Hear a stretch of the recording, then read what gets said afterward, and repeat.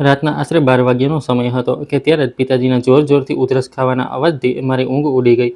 હું સફાળી જાગીને બેઠી થઈ તો જોયું કે ઉધરસ ખાઈને પિતાજીની ખૂબ ખરાબ હાલત થઈ રહી હતી. હકીકતમાં તેમની તબિયત ઘણા સમયથી ખૂબ જ ખરાબ હતી અને આ કારણે હું હવે તેમના ઓરડામાં જ બાજુમાં પથારી લગાવીને રોજ સૂતી હતી. હું તરત જ ટેબલ પર મૂકેલા જગ તરફ ફરી, પરંતુ જોયું તો તેમાં એક ટીપું પાણી નહોતું અને અહીં ઉધરસના કારણે પિતાજીની હાલત બગડી રહી હતી. હું તરત જ પાણી લેવા માટે રસોડા તરફ દોડી. જ્યારે હું રસોડા તરફ જઈ રહી હતી ત્યારે જ મને મારા મોટા ભાઈ પૂરબના ઓરડાની લાઇટ ચાલુ દેખાઈ. હું ઉતાવળમાં પણ વિચારી રહી હતી કે આટલી મોડી રાત સુધી આખરે ભાઈ કેમ જાગી રહ્યા છે, પણ તે સમયે મને પિતાજીને પાણી આપવાની ઉતાવળ હતી, તેથી મેં કંઈ ખાસ ધ્યાન ન આપ્યું. હું તરત જ રસોડામાં પહોંચી, પાણી લીધું અને પાછા આવીને પિતાજીને પાણી પીવડાવ્યું. ત્યારે જઈને ક્યાંક તેમની ઉધરસ રોકાઈ અને તેમણે થોડા રાહતનો શ્વાસ લીધો. મેં તેમને ટેકો આપીને આરામથી સુવડાવ્યા તો તેઓ પોતાના નબળા અવાજમાં મને બોલ્યા, "ઋતુ બેટા, મારી એક દવા બાકી રહી ગઈ છે." જ્યારે તેમણે આ વાત કહી ત્યારે મને યાદ આવ્યું કે હું છેલ્લી દવા આપ્યા પહેલાં જ સૂઈ ગઈ હતી. મને પોતાની જાત પર ગુસ્સો આવ્યો કે હું આટલી બેદરકારી ભલા કેવી રીતે કરી શકું. મેં પહેલાં આસપાસના ડ્રોવરમાં તે દવા શોધવાનો પ્રયત્ન કર્યો. પછી મને યાદ આવ્યું કે મેં તો તે દવા રસોડામાં મૂકી દીધી હતી. મેં પિતાજીને કહ્યું કે તમે આરામથી સૂઈ જાઓ, હું હમણાં જ દવા લઈને આવું છું. આ કહેતા જ હું તરત જ ઓરડામાંથી બહાર નીકળી ગઈ. પરંતુ આ વખતે જ્યારે હું રસોડા તરફ જઈ રહી હતી ત્યારે ભાઈના ઓરડામાંથી મને ભાભીના જોરથી બોલવાનો અવાજ સંભળાયો.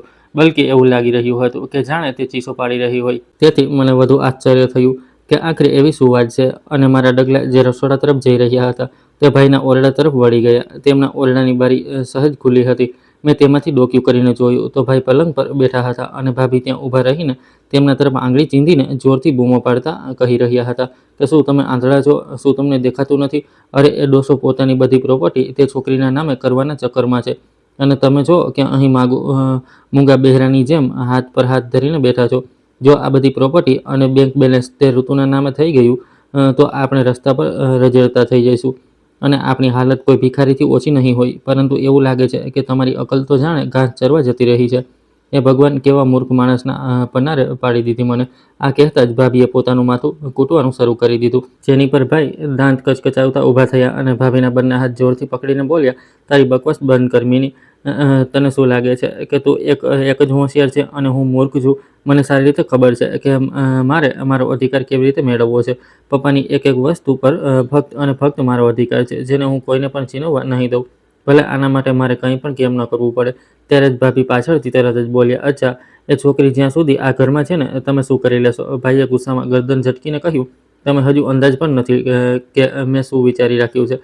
તે આ ઘરમાં છે તો શું થયું? હું તેને આ ઘરમાંથી જે રીતે કાઢીશ ને તે આખી જિંદગી ભૂલી નહીં શકે. તેને લાગે છે કે તે પપ્પાની લાડકી બનીને આખા ઘર પર રાજ કરશે. તો આજ ભૂલ તેની જિંદગીની સૌથી મોટી ભૂલ સાબિત થશે." ભાઈના મોઢેથી આ વાત સાંભળતા જ ભાભીના ચહેરા પર એક શાંતિની સ્મિત આવી ગયું અને તે ખૂબ જ અભિમાન સાથે તેમના ખભા પર હાથ મૂકતા બોલી, તો પછી તમે આખરે શેની રાહ જોઈ રહ્યા છો? કંઈક કરતા કેમ નથી? બસ રોજ હું તમારી મોટી મોટી વાતો સાંભળતી રહું છું.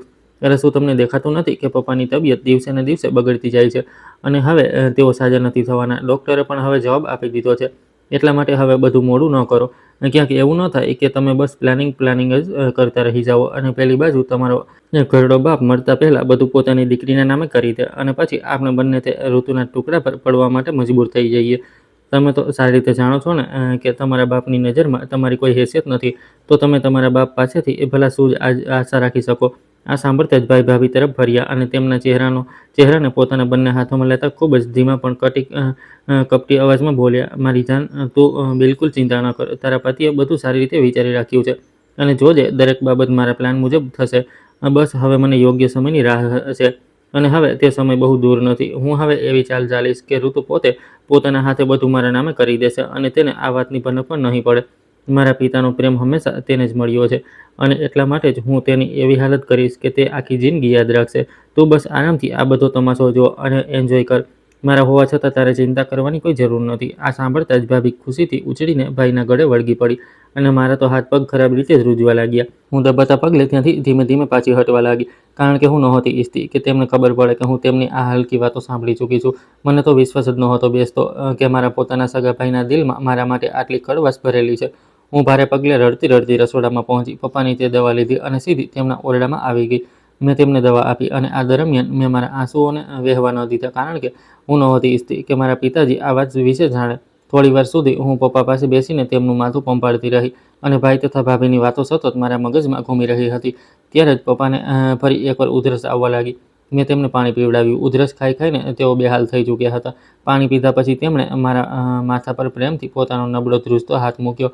મેં તેમની આંખોમાં જોયું, જ્યાં નબળાઈ, ઉદાસી અને થાક દેખાઈ રહ્યો હતા.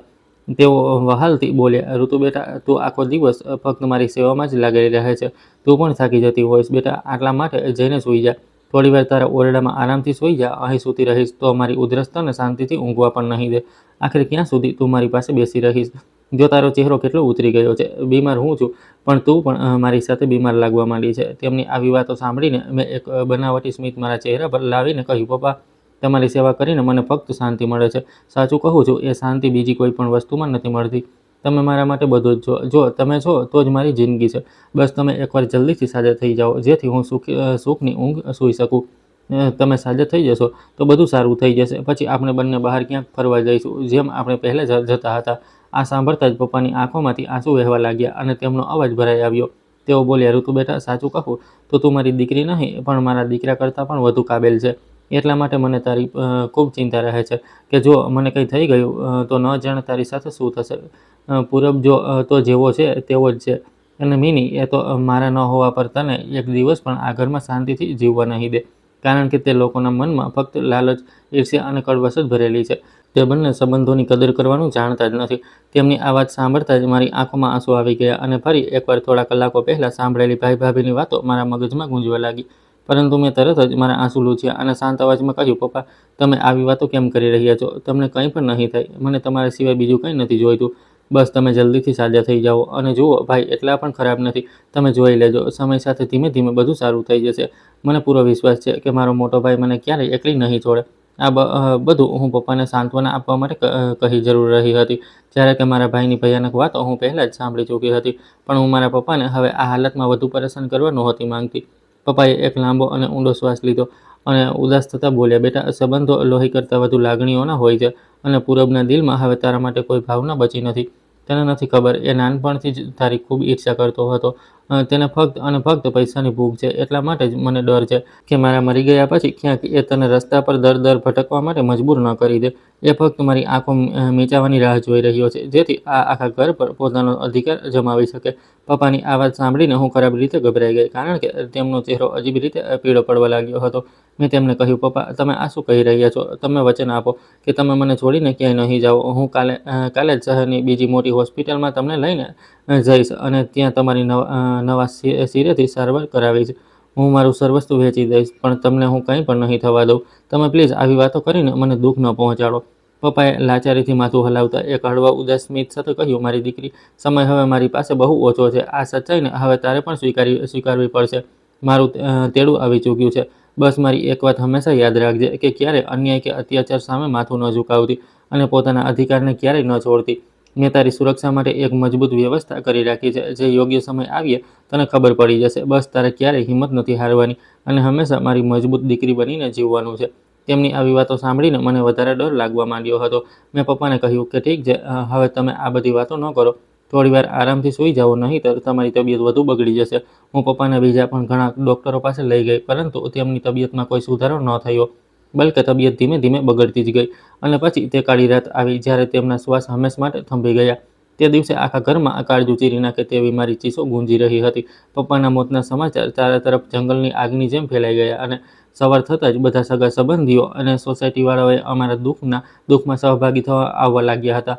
આખા ઘરમાં માતમ છવાઈ ગયો હતો. મારો ભાઈ, જે ગઈકાલ સુધી પપ્પાનું મોઢું જોવાનું પણ પસંદ નહોતો કરતો, આજે તે સગા સંબંધીઓ અને સોસાયટીવાળાઓ સામે છાતી કૂટીને ધ્રુસકે રડી રહ્યો હતો. એવું લાગી રહ્યું હતું જાણે તેનાથી મોટો આજ્ઞાકારી અને સારો દીકરો આ દુનિયામાં આજ સુધી જન્મ્યો જ ન હોય.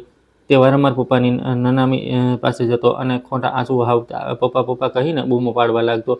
કહેતો કે તમે અમને આટલી જલ્દી છોડીને કેમ ચાલ્યા ગયા? આખરે હવે અમારું શું થશે? તમારા વગર તો આ ઘર સૂનું થઈ ગયું છે. તમે તો અમને અનાથ કરી દીધા. હવે અમે કોના સહારે જીવીશું? અહીં મિની ભાભી પણ સ્ત્રીઓ વચ્ચે બેસીને સાડીના છેડાથી મોં છુપાવીને પોતાના એ આંસુ લૂછી રહી હતી, જે ક્યારે તેની આંખોમાંથી વહી જ નહોતા રહ્યા, અને સતત સ્ત્રીઓને ગળે મળીને મારા પપ્પાના એકથી એક ગુણ ગણાવી રહી હતી, જે ગુણો તેમના જીવતે જીવ તેને ક્યારેય દેખાયા નહોતા, બલ્કે તે તો શોધી શોધીને તેમનામાં ખામીઓ જ કાઢતી રહેતી હતી. પરંતુ આજે તે લોકોને એવું બતાવી રહી હતી, જાણે પપ્પાના મૃત્યુથી તેને કેટલો મોટો આઘાત લાગ્યો હોય. બધા લોકો તે બંનેની આવી હાલત જોઈને તેમના પ્રત્યે ખૂબ સહાનુભૂતિ દર્શાવી રહ્યા હતા અને તેમને સાંત્વના પણ આપી રહ્યા હતા. પરંતુ તે સમયે હું એક ખૂણામાં ઉદાસ બેસીને તે બંનેનું નાટક અને મક્કારી સ્પષ્ટપણે જોઈ શકતી હતી. મારા આંસુ પણ રોકાઈ નહોતા રહ્યા, કારણ કે આજે મારો એકમાત્ર સહારો અને મારી આખી દુનિયા મારી પાસેથી છીનવાઈ ગઈ હતી. મને અંદરને અંદર એક ભયાનક ડર સતાવવા લાગ્યો હતો અને એવું લાગી રહ્યું હતું જાણે ઘનઘોર અંધકાર મને પોતાની પકડમાં લઈ રહ્યો હોય. પપ્પાની તે વાતો મારા કાનમાં સતત ગૂંજી રહી હતી કે આ બંને ફક્ત અને ફક્ત પૈસાના ભૂખ્યા છે. થોડા જ કલાકોમાં પપ્પાના અંતિમ સંસ્કારની તૈયારી પૂર્ણ થઈ ચૂકી હતી અને બસ થોડી જ વારમાં તેમને સ્મશાનઘાટ લઈ જવામાં આવનાર હતા. હું દુઃખમાં ડૂબેલી પપ્પા પાસે જ પડી પડી રડી રહી હતી અને મને એવું લાગી રહ્યું હતું કે જેમ જેમ પપ્પાને સ્મશાન લઈ જવાનો સમય નજીક આવી રહ્યો હતો, તેમ તેમ મારા શરીરમાંથી જીવ નીકળી રહ્યો હતો. ત્યારે જ ભાઈ અચાનક મારી પાસે આવ્યા. તેમણે મારો હાથ જોરથી પકડ્યો અને મને ઊભી કરતા ધીમા પણ ક્રૂર અવાજમાં બોલ્યા, "ઋતુ, જલ્દી ઓરડામાં ચાલ, મારે તારું ખૂબ જરૂરી કામ છે, અત્યારે ને અત્યારે જ." મેં રડતા રડતા મારો હાથ છોડાવવાનો પ્રયત્ન કર્યો અને કરગરતા ભાઈને વિનંતી કરતાં કહ્યું કે મને પપ્પા પાસે હજુ થોડો વાર બેસવા દો. થોડી જ વારમાં તેઓ અહીંથી હંમેશ માટે ચાલ્યા જશે. હું તેમને તે પહેલાં ધરાઈને જોઈ લેવા માગું છું. એટલા માટે અત્યારે હું ક્યાંય જવા નથી માંગતી. મને આ છેલ્લી ક્ષણો મારા પપ્પા સાથે વિતાવવા દો. એ પછી તમે જ્યાં લઈ જવા માંગશો ત્યાં હું આવી જઈશ." પણ ભાઈને મારી હાલત પર જરાય દયા ન આવી અને તેમણે મારી એક પણ વાત ન સાંભળી. તેઓ મને ખરાબ રીતે ધસડીને પોતાના ઓરડા તરફ લઈ જવા લાગ્યા. મેં રડીને ભાઈને સમજાવવાનો પ્રયત્ન કર્યો કે તમે આવું ન કરો. આખરે તમે મારી વાત કેમ સમજતા નથી? તમે મને ક્યાં લઈને જઈ રહ્યા છો? પપ્પા થોડી જ વારમાં હંમેશ માટે ચાલ્યા જશે. મારે મારા પપ્પા પાસે જવું છે. ભગવાનને ખાતર મને છોડી દો. પરંતુ ભાઈએ મારી એક પણ વાત ન સાંભળી. તે સમયે તેમના ચહેરા પર જે નીચતા છવાયેલી હતી તે મેં આજ પહેલાં ક્યારેય નહોતી જોઈ. તેમને ન તો મારા આંસુઓની પરવા હતી, ન તો ઘરમાં પડેલા પોતાના પિતાના પાર્થિવ શરીરનું કોઈ સન્માન હતું. ઓરડામાં લઈ જઈને તેમણે મને જોરદાર ધક્કો માર્યો અને તરત જ દરવાજો બંધ કરી દીધો. અંદરનું વાતાવરણ ખૂબ જ ગૂંગળામણ ભર્યું હતું. ભાઈએ તરત જ કબાટમાંથી કેટલાક કાગળો કાઢ્યા અને તેને સાઇડ ટેબલ પર ફેલાવતા મારી તરફ એક અજીબ સ્મિત સાથે જોવા લાગ્યા. હું આશ્ચર્યથી તેમના ચહેરાને જોઈ રહી હતી. તેમની આંખોમાં તે સમયે લાલચ અને એક અજીબ ગાંડ પણ દેખાઈ રહ્યું હતું, જેને જોઈને હું ખરાબ રીતે ગભરાઈ ગઈ. તેમણે એક શાહીનું બોક્સ કાઢ્યું અને ગુસ્સામાં બોલ્યા, "ઋતુ, હવે ચૂપચાપ આ કાગળો પર તારા અંગૂઠાના નિશાન લગાવી દે અને હંમેશ માટે આ કિસ્સાને પૂરો કરી દે. અને જો તે ઇનકાર કર્યો તો યાદ રાખજે કે મારાથી ખરાબ કોઈ નહીં હોય." હું તે સમયે આઘાતમાં પણ હતી અને સ્તબ્ધ પણ હતી. મેં તે કાગળો તરફ જોઈને ધ્રુજતા અવાજે કહ્યું, "ભાઈ, આ શું છે? અને આ સમયે તમને આ બધી બાબતોની પડી છે? શું તમને અંદાજ પણ છે કે બહાર શું થઈ રહ્યું છે? પપ્પાની નનામી બહાર રાખેલી છે અને તમે અહીં મને આ બધું કરવા કહી રહ્યા છો? અરે બીજા કોઈની નહીં તો ઓછામાં ઓછું ભગવાનથી તો ડરો. તમને શું જરાય શરમ નથી આવતી?" મારી વાત સાંભળતા જ ભાઈએ દાંત કચકચાવીને મને કહ્યું, "પપ્પાની બધી પ્રોપર્ટી, મકાન, જમીનના આ બધા દસ્તાવેજો છે, જે મેં ખૂબ મુશ્કેલીથી અને કેટલાય દિવસોની મહેનતથી મારા નામે તૈયાર કરાવ્યા છે.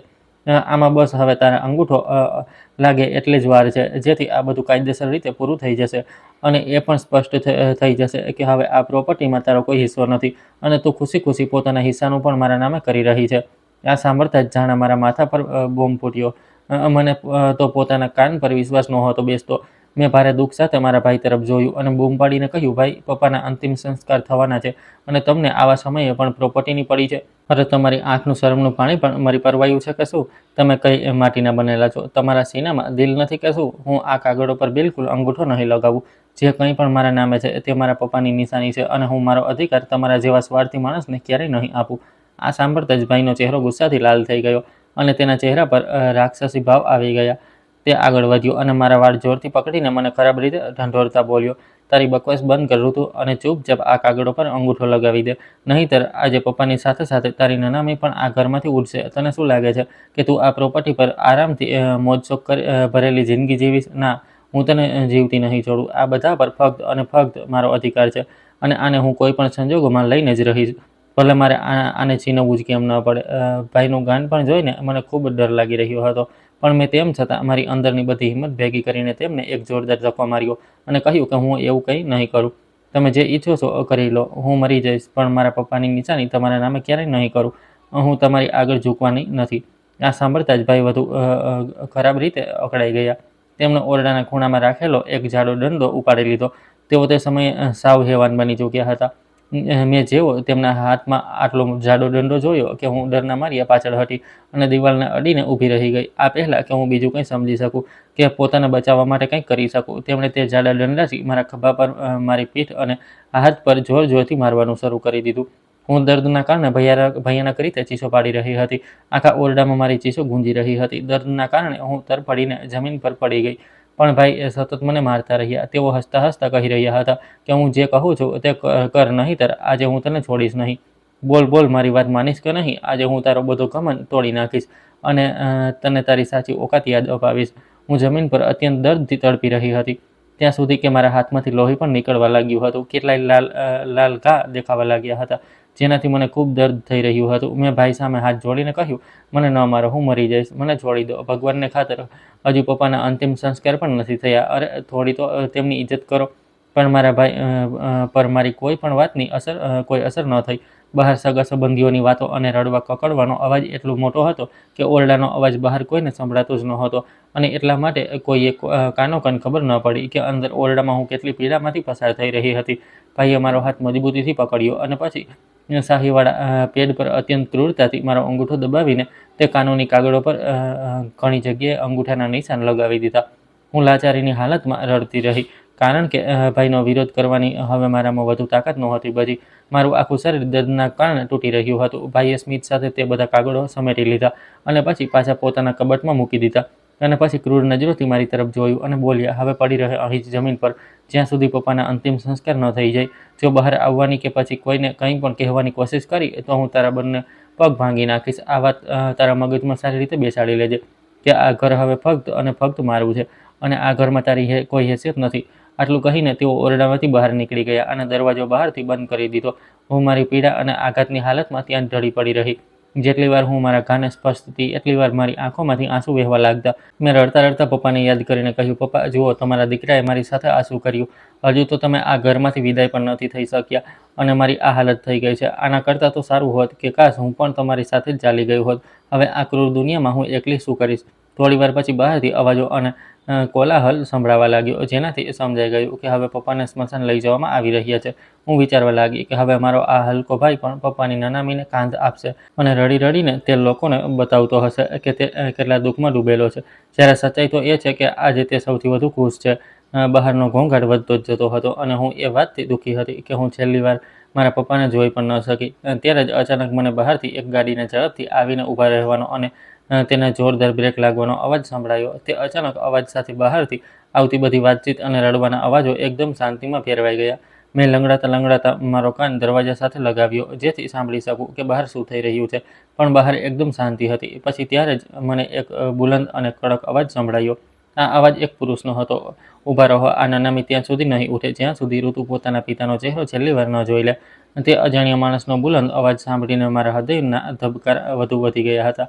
મને સમજાતું નહોતું કે આખરે આ કોણ છે જે બરાબર પપ્પાની વિદાય વખતે મારા અધિકાર માટે આવીને અહીં ઊભો રહી ગયો છે. મેં દરવાજાની તિરાડમાંથી બહાર જોવાનો પ્રયત્ન કર્યો પણ મને કંઈ ન દેખાયું. પછી મને ભાઈનો ધ્રુજતો અવાજ સ્પષ્ટ સંભળાયો, તમે કોણ છો અને અમારા પરિવારની બાબતમાં દખલગીરી કેમ કરી રહ્યા છો? જુઓ, મારી બહેનની તબિયત ઘણી વધારે ખરાબ થઈ ગઈ છે અને તેથી તે પોતાના ઓરડામાં આરામ કરી રહી છે. હું આ હાલતમાં તેને બહાર નથી લાવી શકતો. તે પહેલેથી જ પિતાજીના મૃત્યુથી ભારે આઘાતમાં છે. તેની હાલત વધુ બગડી જશે. એટલા માટે મહેરબાની કરીને અમને અમારું કામ કરવા દો. આ સાંભળતા જ તે અજાણ્યા માણસનો અવાજ વધુ ઊંચો થયો. તે બોલ્યો, હું કોણ છું એ તો તને હમણાં ખૂબ જલ્દી ખબર પડી જશે. પણ હાલમાં હું તને કોઈ વિનંતી નથી કરી રહ્યો પરંતુ તને ઓર્ડર આપી રહ્યો છું કે ઋતુને બહાર લઈને આવ. ત્યાં ઊભેલા તમામ લોકો આશ્ચર્ય અને ચિંતા સાથે એકબીજા તરફ જોઈને વાતો કરવા લાગ્યા. જ્યારે મારા ભાઈના તો હોશ ઉડી ગયા હતા અને તેની બોલતી પણ બંધ થઈ ગઈ હતી. તે હવે કોઈને પણ કંઈ કહેવા યોગ્ય રહ્યો નહોતો. હું દરવાજાને અડીને રડી રહી હતી અને મનોમન ભગવાનને આભાર માની રહી હતી. ત્યારે ફરી એકવાર તેનો કડક અવાજ સંભળાયો, જો તું 1 મિનિટની અંદર ઋતુને અહીં લઈને નહીં આવે તો તારા માટે બહુ ખરાબ થશે. તું નથી જાણતો કે હું કોણ છું? જેવો મેં તેનો અવાજ સાંભળ્યો તરત જ મેં બૂમ પાડીને કહ્યું, આ દરવાજો બહારથી બંધ છે મને અહીંથી બહાર કાઢો. મારો અવાજ તે સમયે બહાર છવાયેલી શાંતિમાં સૌને સંભળાઈ ગયો, કારણ કે થોડી જ સેકન્ડો પછી દરવાજો એક ઝટકે ખુલ્યો અને બહારનો પ્રકાશ મારી આંખો પર પડ્યો. હું જમીન પર સંકોચાઈને બેઠી હતી. મારા ઘાના કારણે મારો સૂટ અને દુપટ્ટો ઠેર ઠેરથી લાલ થઈ રહ્યા હતા. દરવાજા પર ઊભેલો તે શખ્સ મને આવી ભયાનક હાલતમાં જોઈને દંગ રહી ગયો. તેની આંખોમાં ગુસ્સો અને દુઃખ ઉભરી આવ્યા. તેણે ઝડપથી આગળ વધીને મને સહારો આપ્યો અને બોલ્યો, "હે ભગવાન, તારી આ હાલત કોણે કરી? શું તું જ ઋતુ છે?" મેં રડતા રડતા આમાં માથું હલાવ્યું. પાછળ ઊભેલા બધા સગા સંબંધીઓ અને સોસાયટીવાળાઓ પણ આ દ્રશ્ય જોઈને સ્તબ્ધ થઈ ગયા અને સૌની નજર એકસાથે પૂરબભાઈ પર ઠરી ગઈ, જે હવે ગભરાટના માર્યા પરસેવે રેબઝેબ થઈ રહ્યા હતા. ભાઈ તરત જ આગળ વધીને તોતડામાં બૂમો પાડીને બોલ્યા, "આ જૂઠું બોલી રહી છે. આ આઘાતના કારણે પાગલ થઈ ગઈ છે. એણે પોતે જ પોતાને આ બધી ઈજાઓ પહોંચાડી છે. હું તો બલકે આને બચાવવાની કોશિશ કરી રહ્યો હતો, પણ આ માનતી જ નહોતી અને આ જ કારણે મેં એને ઓરડામાં બંધ કરી દીધી, જેથી કોઈ તમાશો ન થાય." તે અજાણ્યા માણસે ગુસ્સાથી ભડકીને ભાઈ તરફ જોયું અને કહ્યું, "તારી બકવાસ બંધ કર. આના ઘા બતાવી રહ્યા છે કે આને કેટલી નિર્દયતાથી મારવામાં આવી છે, અને તું પોતાના પિતાની અંતિમ વિદાય વખતે પોતાની સગી બહેન પર આવો અત્યાચાર કરી રહ્યો છે. અરે તું તો માણસ કહેવાને લાયક પણ નહીં. તને તો સંબંધોની કોઈ કદર જ નથી." આ પછી તે માણસ મને સહારો આપીને બહાર લઈ આવ્યો. મારી હાલત જોઈને ત્યાં હાજર સ્ત્રીઓ રડવા લાગી અને બાકીના લોકો ભાઈને ભલું બુરું કહેવા લાગ્યા. હું લથડાતા પગલે ચાલતી પપ્પા પાસે પહોંચી અને તેમની પાસે બેસીને ધ્રુસકે ધ્રુસકે રડવા લાગી. મેં કહ્યું, "પપ્પા ઉઠો. જુઓ તમારા ગયા પછી મારી શું હાલત કરી નાખી છે. તમે પણ મને તમારી સાથે લઈને ચાલ્યા જાઓ. હું આ દુનિયામાં હવે નથી રહી શકતી. મને તમારી ખૂબ જરૂર છે. તમે તો મને કહ્યું હતું કે તમે મને ક્યારેય એકલી નહીં છોડો." મારા રડવાનો અવાજ સૌનું કાળજું કંપાવી રહ્યો હતો, પરંતુ તે ભીડમાં ફક્ત મારા ભાઈ અને ભાભી જ એવા હતા જેમના ચહેરા પર ન તો કોઈ પસ્તાવો હતો કે ન તો કોઈ દયાભાવ દેખાતો હતો. તે માણસે મારા માથા પર હાથ મૂક્યો અને ખૂબ જ પ્રેમભર્યા અંદાજમાં બોલ્યો, "ઋતુ, હિંમત રાખ. જો તું આમ રડીશ તો તારા પપ્પાના આત્માને ખૂબ દુઃખ થશે અને પછી તેમને ક્યારે મુક્તિ નહીં મળી શકે. તું પોતાની જાતને એકલી ન સમજ. તારા પપ્પાએ મને તારું ધ્યાન રાખવા માટે કહ્યું હતું. હું તેમના દીકરા જેવો જ છું." મેં રડતા રડતા પપ્પાના ચહેરા તરફ છેલ્લી વાર જોયું અને પછી પાછી હટી ગઈ. કેટલાક લોકો નનામી ઊંચકીને બહાર તરફ ચાલ્યા ગયા. ઘરમાં એક અજીબ સુનકાર છવાઈ ગયો હતો. હું ખૂણામાં બેસીને આંસુ વહાવી રહી હતી, જ્યારે મીની ભાભી મને ઝેરીલી નજરોથી તાકી રહી હતી. જ્યારે બધી વિધિઓ પૂરી થઈ ગઈ, ત્યારે તે અજાણ્યો માણસ ફરી ઘરમાં આવ્યો. તેણે મને પોતાની પાસે બોલાવી અને પોતાના ખિસ્સામાંથી કાઢીને મારા હાથમાં આપતા બોલ્યો કે મારું નામ આદર્શ છે. હું આ શહેરનો એક જાણીતો વકીલ છું.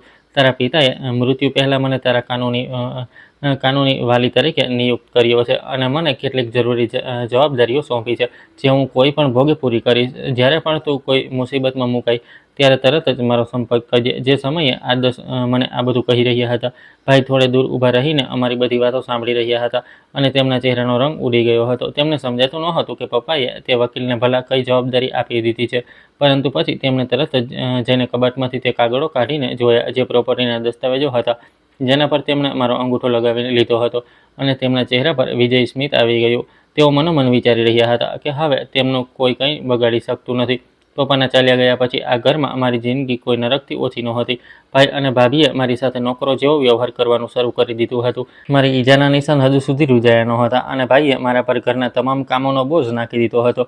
સવારે વહેલા ઉઠીને મારે જ આખા ઘરની સફાઈ કરવી, રસોઈ, નાસ્તો બધું જ મારી જવાબદારી બનાવી દેવામાં આવ્યું હતું. મને આખો દિવસ એક મિનિટની પણ ફુરસદ નહોતી મળતી.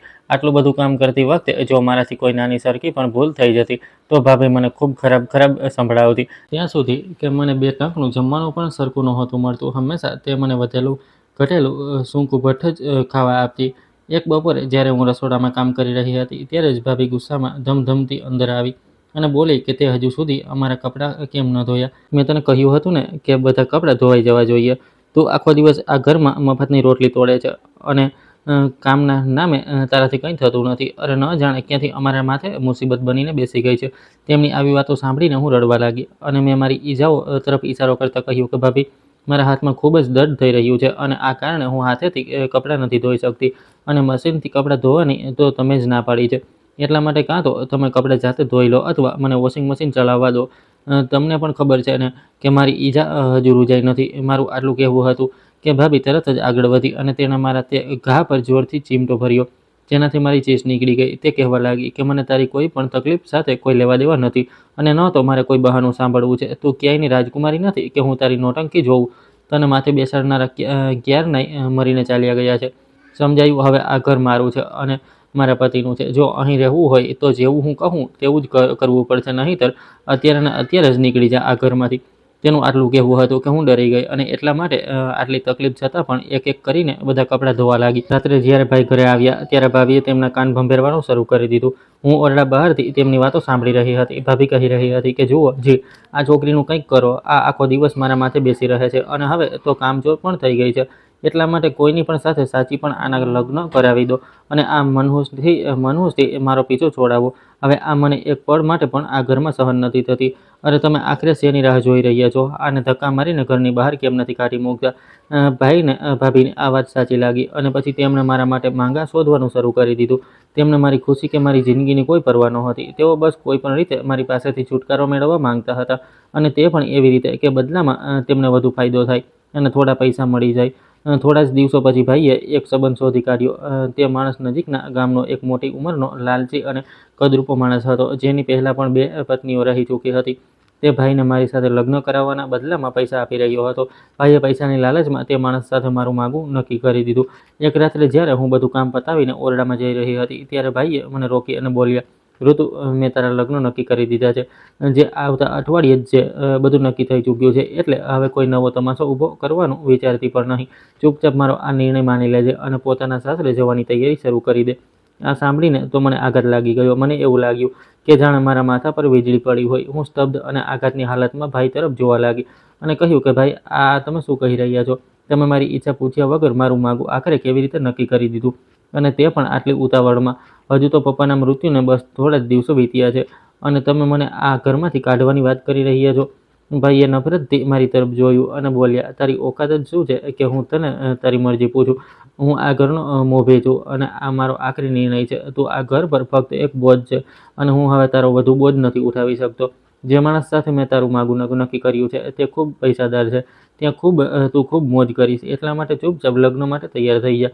નહીંતર યાદ રાખજે, જો મારી વાત ન માની તો પોતાના જીવથી પણ હાથ ધોવા પડશે. હવે મને તારી કોઈ જ વધુ બકવાસ સાંભળવી ન જોઈએ. જા, લગ્નની તૈયારી કર અને તારું આ મનહૂસ મોઢું મને ફરી ન બતાવતી, કારણ કે હવે મારી ધીરજ ખૂટી ગઈ છે. મેં રડતા રડતા તરત જ ભાઈ આગળ હાથ જોડીને કહ્યું, ભાઈ, ભગવાનને ખાતર મારી સાથે આવું ન કરો. મેં આ સંબંધ વિશે સાંભળ્યું છે. તે માણસ બહુ ખરાબ છે અને તેની પહેલાંથી જ 2 પત્નીઓ પણ છે. તમે પૈસા ખાતર પોતાની જ સગી બહેનનો સોદો કેવી રીતે કરી શકો? શું તમને જરાય પોતાની સગી બહેનનો કોઈ વિચાર નથી? અને ન તો તમને પપ્પાની કોઈ પરવા છે? તમે મને ભલે આખી જિંદગી નોકરાણી બનાવીને રાખો, પણ પ્લીઝ મને તે નરકમાં ન મોકલો. મારા પર થોડી તો દયા કરો. આ દુનિયામાં તમારા સિવાય ભલા મારું જ છે કોણ? આ સાંભળતા જ ભાઈની આંખોમાં ક્રોધ ઉતરી આવ્યો. તેમણે એક જોરદાર થપ્પડ મારા ગાલ પર મારી, જેનાથી હું નીચે પડી ગઈ અને મારા વાળ પકડીને મને બોલ્યો, જો મારા નિર્ણય વિરુદ્ધ હવે એક પણ શબ્દ બોલી તો મારાથી ખરાબ કોઈ નહીં હોય.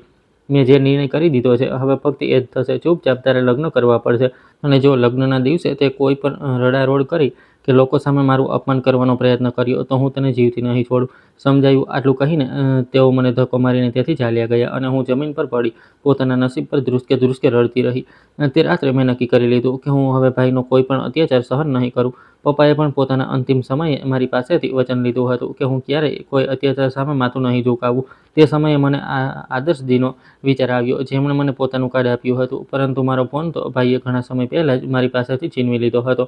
તેથી મેં રાત્રે જ એક કાગળ પર નાનો સરખો સંદેશ લખ્યો અને સવારે વહેલા ઉઠીને નજીકમાં જ રહેતા સોસાયટીના એક છોકરાને માંડ મનાવી લીધો. તે કાગળ અને તે કાર્ડ આપી દીધું કે તે કોઈ પણ રીતે આ નંબર પર ફોન કરીને આ સંદેશ આદર્શજી સુધી પહોંચાડી દે.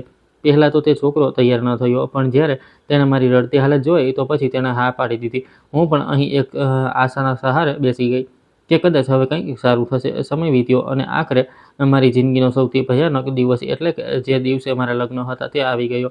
સવારથી જ ઘરમાં દોડધામ મચેલી હતી. ભાભીએ મને જબરજસ્તી ઉઠાડી અને એક સસ્તો લાલ રંગનો લહેંગો મારા મોં પર ફેંકતા બોલી, ચાલ ઉઠીને જલ્દી આ પહેરી લે. તારો પતિ તને લેવા આવી રહ્યો છે અને આજ પછી તારો આ ઘર સાથે કોઈ સંબંધ નહીં રહે.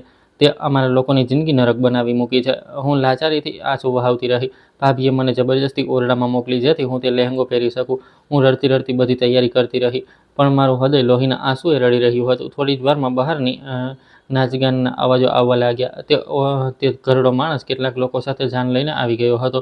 ભાઈ મને જબરજસ્તી ઓરડામાં પૂરીને બહાર મહેમાનોની આગત સ્વાગતમાં લાગેલા હતા અને હું ઓરડાના ભોંય તળિયે બેસીને ભગવાન પાસે રડી રડીને મદદ માંગી રહી હતી કે તેઓ કોઈ ચમત્કાર કરી દે, નહીંતર હું જીવતે જીવ મરી જઈશ. ત્યારે જ અચાનક બહાર એક અજીબ હોબાળાનો અવાજ આવ્યો. હું ચોંકીને દરવાજા તરફ જોવા લાગી તો ઢોલ નગારાના અવાજો બંધ થઈ ચૂક્યા હતા અને પોલીસની ગાડીના સાયરનના તીણા અવાજે ચારે તરફ ખળભળાટ મચાવી દીધો હતો. મેં બારીમાંથી જોવાનો પ્રયત્ન કર્યો તો જોયું કે આદર્શજી પોલીસના મોટા કાફલા સાથે ઘરના આંગણામાં ઊભા હતા. તેમના ચહેરા પર ભારે ગુસ્સો દેખાઈ રહ્યો હતો. પોલીસે તે ઘરડા માણસ અને મારા ભાઈને તરત જ હથકડી પહેરાવીને કસ્ટડીમાં લઈ લીધા. ચારે તરફ હોબાળો મચી ગયો હતો અને ભાઈનું માથું જે અભિમાનથી ઊંચું હતું તે સોસાયટીવાળાઓ સામે શરમથી ઝૂકી ગયું. આદર્શજીએ બુલંદ અવાજે બૂમ પાડીને કહ્યું કે આ ઘરમાં એક માસૂમ છોકરીને જબરજસ્તી વેચવાનો ગુનો થઈ રહ્યો છે અને હું આવું બિલકુલ નહીં થવા દઉં. આ સાંભળતા જ હું હાથ જોડીને ભગવાનનો લાખ લાખ આભાર માનવા લાગી કે તેમણે મને આ રાક્ષસોના પંજામાંથી બચાવી લીધી. પોલીસ ભાઈ અને તે ઘરડા માણસને ઢસડીને ગાડીઓ તરફ લઈ જઈ રહી હતી. ત્યારે ભાઈએ ડર અને ગભરાટના કારણે હથકડીવાળા હાથ જોડીને કરગડતા માફી માંગવાનું શરૂ કરી દીધું. તેમનો બધો ઘમંડ અને અકળ હવે ધૂળમાં મળી ચૂક્યા હતા. હું તરત જ ઓરડામાંથી બહાર નીકળી આવી તો તેઓ મારી તરફ જોઈને ધ્રુસકે ધ્રુસકે રડવા લાગ્યા અને આજીજી કરતા બોલ્યા, ઋતુ, તું તો મારી બહેન છે ને, મને માફ કરી દે. જો હું તારો સગો ભાઈ છું, મારાથી બહુ મોટી ભૂલ થઈ ગઈ છે. લાલચે મારું મગજ બગાડી નાખ્યું હતું. હું ભટકી ગયો હતો. ભગવાનને ખાતર મને પોલીસથી બચાવી લે. હું હવે તને ક્યારે કંઈ નહીં કહું. મારા પર દયા કર. હું જેલમાં નથી રહી શકતો. મેં મારા આંસુ લૂછ્યા અને લથડતા પગલે ચાલીને તેમની સામે જઈને ઊભી રહી. મારા મનમાં તેમના માટે રત્તીભર પણ ન તો કોઈ સહાનુભૂતિ હતી, ન તો કોઈ પોતાપણું. મેં રડતા રડતા દુઃખભર્યા અંદાજમાં તેમને કહ્યું, તમે મને ક્યારેય પોતાની બહેન સમજી જ નહીં. બલકે તમે તો પૈસા અને પ્રોપર્ટીની લાલચમાં માત્ર આંધળા જ નહોતા થયા, પણ તમે માનવતાને પણ શર્મસાર કરી દીધી. જ્યારે તમે મારા પર પ્રોપર્ટીની લાલચમાં લાકડીઓ વરસાવી રહ્યા હતા અને હું દર્દથી ચીસો પાડી રહી હતી, ત્યારે તમને એકવાર પણ એ યાદ ન આવ્યું કે હું તમારી સગી બહેન છું. જ્યારે તમે થોડા પૈસા માટે મારો સોદો આ ઘરડા માણસ સાથે કરી રહ્યા હતા, ત્યારે તમારું અંતરાત્મા ક્યાં ગયું હતું? ત્યારે તમને યાદ ન આવ્યું કે હું તમારું પોતાનું લોહી છું અને આજે તમે પોલીસના ડરના કારણે મને આપણો સગો સંબંધ યાદ કરાવી રહ્યા છો. પણ હવે બહુ મોડું થઈ ગયું છે. તમે મારા દિલમાં રહેલા આપણા ભાઈ બહેનના સંબંધને પોતાના હાથે જ બાળીને રાખ કરી દીધો છે. હું તમને ક્યારે માફ નહીં કરું. હવે કાયદો જ તમને સાચો રસ્તો લાવશે. તમે જે વાવ્યું છે હવે તમે એ જ લણશો. આ પછી પોલીસ તે લોકોને પકડીને લઈ ગઈ. અહીં આદર્શજી મને તે નરક જેવા ઘરમાંથી બહાર કાઢીને પોતાની સાથે પોતાના ઘરે લઈ આવ્યા. હું હજુ પણ સતત રડી રહી હતી. મારા મગજમાં ન જાણે કેટલાય સવાલો એકસાથે ઘૂમી રહ્યા હતા કે આખરે આદર્શજીને કેવી રીતે ખબર પડી કે તે દિવસે પપ્પાની અંતિમ વિદાય વખતે હું મુસીબતમાં છું, અને શું તેઓ બીજું પણ કંઈ જાણે છે? મેં હિંમત કરીને મારા આંસુ લૂછ્યા અને તેમને ધીમા અવાજે પૂછ્યું કે આદર્શજી, તમને કેવી રીતે ખબર પડી કે પિતાજીનું અવસાન થઈ ગયું છે અને ભાઈ મારા પર અત્યાચાર કરી રહ્યા છે? કારણ કે તમને તો પિતાજી સિવાય કોઈ જાણતું નહોતું. અને આજે તમે બિલકુલ સાચા સમયે કેવી રીતે પહોંચી ગયા? આદર્શજીએ ઊંડો શ્વાસ લીધો અને મને સાંત્વના આપતા બોલ્યા, ઋતુ, જ્યારે તમારા પપ્પાની તબિયત ખૂબ વધારે ખરાબ હતી, ત્યારે તેમણે મૃત્યુના એક રાત પહેલાં પોતાના એક મિત્રને મારો નંબર આપી દીધો હતો અને કહ્યું હતું કે જો તેમનો દીકરો પૂરબ તારા પર કોઈ પણ અત્યાચાર કરે તો તે જ ક્ષણે તરત જ મને કોલ કરી દે. જે દિવસે તારા પિતાજીના અંતિમ સંસ્કાર થવાના હતા અને પૂરબ તને ઓરડામાં પૂરીને દંડાથી મારી પીટી રહ્યો હતો, તે સમયે તેમના તે જ મિત્રએ છુપી રીતે મને ફોન કરી દીધો હતો. અને આજે સવારે તમારી સોસાયટીના એક છોકરાએ મને પહેલો ચિઠ્ઠીવાળો મેસેજ આપ્યો હતો. આખી પરિસ્થિતિને સમજીને જ હું તરત જ પોલીસ લઈને નીકળી પડ્યો હતો. આ બધું સાંભળીને હું આશ્ચર્યચકિત થઈ ગઈ કે પપ્પાએ મરતા પહેલાં મારી સુરક્ષાનો કેટલો પાકો બંદોબસ્ત કર્યો હતો. આદર્શજીએ મને શહેરની એક સુરક્ષિત અને સારી હોસ્પિટલમાં પ્રવેશ અપાવી દીધો. હું ત્યાં જ રહેવા લાગી અને મારું ભણતર પણ મેં ફરીથી શરૂ કરી દીધું. શરૂઆતમાં દિવસોમાં ત્યાં મને ઘણી મુશ્કેલીઓ પડી અને એકલતા પણ લાગતી હતી. પપ્પાની યાદ પણ ખૂબ આવતી હતી, પરંતુ આદર્શજીએ દરેક વળાંક પર મારો સાથ આપ્યો હતો. તેઓ દર અઠવાડિયે મને મળવા આવતા અને મારી બધી જરૂરિયાતોનું ધ્યાન પણ રાખતા. અવારનવાર મને સાંત્વના આપીને કહેતા કે ઋતુ, તું ખૂબ જ બહાદુર છોકરી છે. તારા પપ્પાનું નામ રોશન કરવાનું છે અને તારા ક્રૂર ભાઈ ભાભીને બતાવી આપવાનું છે કે તું કમજોર નથી. તેમની વાતોથી મને ખૂબ હિંમત મળતી અને એટલા માટે જ મેં ભણવામાં રાત દિવસ મહેનત શરૂ કરી અને મારું પૂરું ધ્યાન ભણવા પર કેન્દ્રિત કર્યું. થોડા મહિનાઓ પછી જ્યારે આદર્શજી મને મળવા આવ્યા, ત્યારે તેમના ચહેરા પર એક અનોખો સંતોષ દેખાઈ રહ્યો હતો. અમે હોસ્પિટલના કેફેટેરિયામાં બેઠા હતા જ્યારે તેમણે મને મારા ઘરની પરિસ્થિતિ જણાવવાનું શરૂ કર્યું. તેઓ બોલ્યા કે પૂરબને થોડા દિવસ જેલની હવા ખાધા પછી જામીન મળી ગયા હતા, પરંતુ તેની લાલચ અને પૈસાના ગાંઠ પણ તેને ક્યાંયનો ન છોડ્યો. જેલમાંથી બહાર આવતા જ તે સીધો તે કાગળો લઈને શહેરના એક વકીલ પાસે ગયો, જે કાગળો પર તેને જબરજસ્તીથી તારા અંગૂઠા લગાડાવ્યા હતા. તે કાગળોની મદદથી તારા પપ્પાની બધી પ્રોપર્ટી વેચીને રાતોરાત અમીર બનવા માંગતો હતો. મેં ગભરાતા આદર્શજીને પૂછ્યું કે પછી શું થયું? શું તેણે પિતાજીની બધી મહેનતની કમાણી વેચી દીધી? સાંભળતા જ આદર્શજી હસ્યા અને બોલ્યા કે તમારા પપ્પા બહુ દૂરંદેશી વ્યક્તિ હતા. તેઓ પૂરબની હલકી દાનતને ખૂબ સારી રીતે સમજી ચૂક્યા હતા. જ્યારે પૂરબ તે કાગળો લઈને તે વકીલ પાસે ગયો અને અકળાઈને બોલ્યો કે આ બધી પ્રોપર્ટી ટ્રાન્સફર થઈને તેની માલિકીના કાગળો છે, જેના પર મારી બહેને પણ અંગૂઠો લગાવી દીધો છે. તો વકીલે તે કાગળો જોઈને તેને જે સચ્ચાઈ જણાવી તે સાંભળીને તો તેની દુનિયા જ ઊંધી વળી ગઈ. વકીલે તેને જણાવ્યું કે આ કાગળો કોઈ પ્રોપર્ટી કે જમીન જાયદાદની માલિકીના નથી, પણ એક ખૂબ મોટા વેપારી દેવાના ટ્રાન્સફરના કાગળો છે, જે તારા પપ્પાએ વર્ષો પહેલાં લીધું હતું. હવે કારણ કે તે આ કાગળો પર વારસદારની હેસિયતથી દાવો કરી દીધો છે અને તારી બહેને આ અધિકાર હવે જતો કર્યો છે, તેથી કાયદા મુજબ તે બધું ભારે દેવું અને તેનું વ્યાજ પણ તારા નામે ટ્રાન્સફર થઈ ચૂક્યું છે. હવે તે બધું દેવું પણ તારે જ ચૂકવવું પડશે. આ ખુલાસો સાંભળીને પૂરબ આઘાતમાં આવી ગયો હતો અને અહીં હું પણ સ્તબ્ધ થઈ ગઈ. મને સમજાતું નહોતું કે આખરે આ બધું થયું કેવી રીતે. મેં આશ્ચર્યથી પૂછ્યું કે પપ્પાએ તો ઘરમાં ક્યારેય કોઈ દેવાનો ઉલ્લેખ નહોતો કર્યો અને તે બધા કાગળો તો જમીનના કાગળો જેવા લાગતા હતા.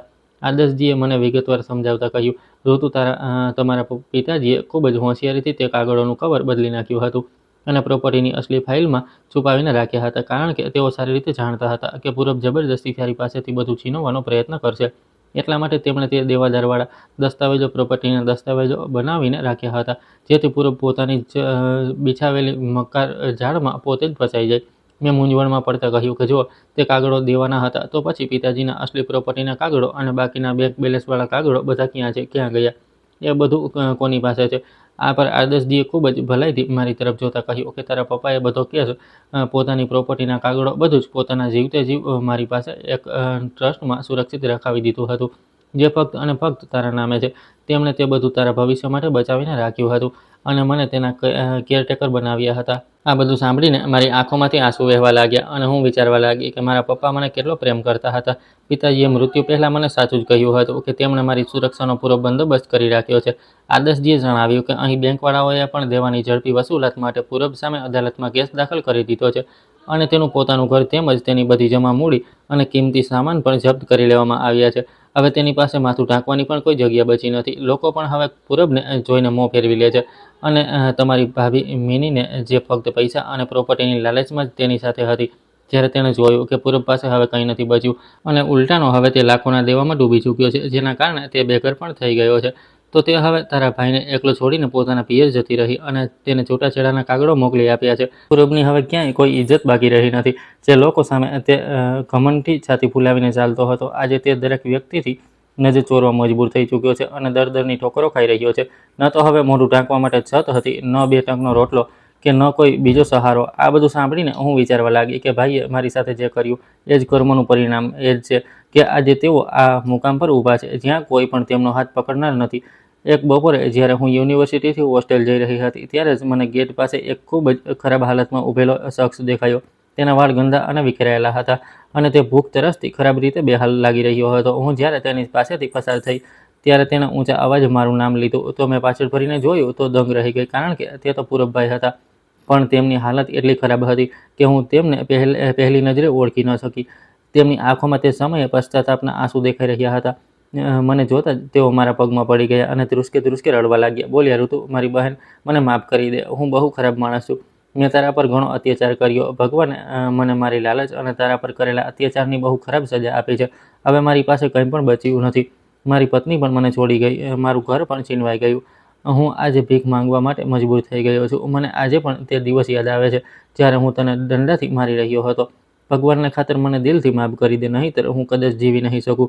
તેઓ ખરાબ રીતે રડી રહ્યા હતા. મારી આંખોમાં પણ આંસુ આવી ગયા. મેં તેમને ખભાથી પકડીને ઊભા કર્યા અને ધીમેથી કહ્યું, ભાઈ, મેં તમને તે જ દિવસે માફ કરી દીધા હતા જ્યારે હું તમારા ઘરમાંથી નીકળી હતી.